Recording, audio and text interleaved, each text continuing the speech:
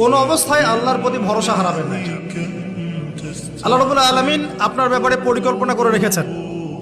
আপনার মনের মধ্যে যদি সততা থাকে, অনেস্ট একটা মন থাকে, ইনশাআল্লাহ আপনি দুনিয়াতেও সফল হবেন, পরকালে সফল হবেন ইনশাআল্লাহ।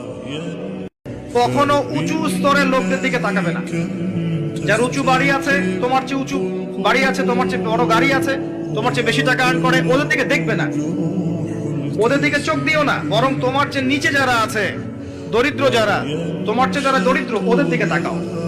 তাহলে তুমি আল্লাহর নিয়ামতের শুকরিয়া আদায় করতে পারবে ইনশাআল্লাহ।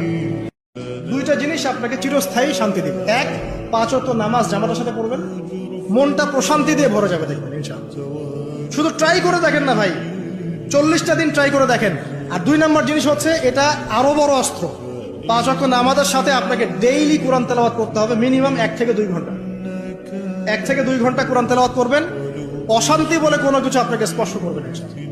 পৃথিবীর ইতিহাস থেকে আপনার নাম একদিন মুছে যাবে, আপনি একাই কবরে শুয়ে থাকবেন, আপনার আত্মা ইল্লিনে না গিয়ে সিজ্জিনে চলে যাবে। পৃথিবীর কোনো মানুষ আপনাকে মনে রাখবে না, আপনি একা একাই আযাব ভোগ করতে থাকবেন, কেউ আপনাকে বাঁচাতে আসবে না।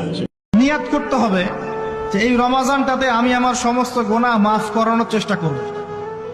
কারণ নবী সাল্লাল্লাহু আলাইহি ওয়াসাল্লাম বলেছেন, সেই ব্যক্তির জন্য ধ্বংস যে ব্যক্তি রমজান মাসকে পেয়েছে কিন্তু তার গুনাহ মাফ করাতে পারে না। 50,000 বছর আগে আল্লাহ পাক তাকদীর লিখে ফেলেছেন, লেখা হয়ে গেছে আপনার কার সাথে বিয়ে হবে, আপনার কয়টা বাচ্চা হবে, আপনি কত বছর থাকবেন পৃথিবীতে, কিভাবে মারা যাবেন, কোন দিন মারা যাবেন, এবং মৌতের পর আপনার কি হবে। এই পৃথিবীতে আপনি কত